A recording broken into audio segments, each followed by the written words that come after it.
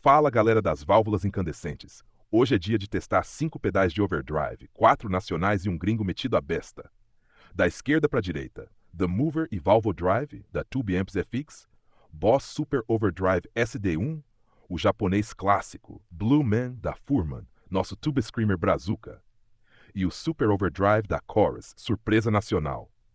O setup é simples e honesto. Gibson Les Paul Marshall JCM2000, microfonado com Shure, direto na interface. Nada de truque, edição ou impulse response. É som cru, real, na tora. Bora descobrir quem ronca mais bonito nesse duelo de drives.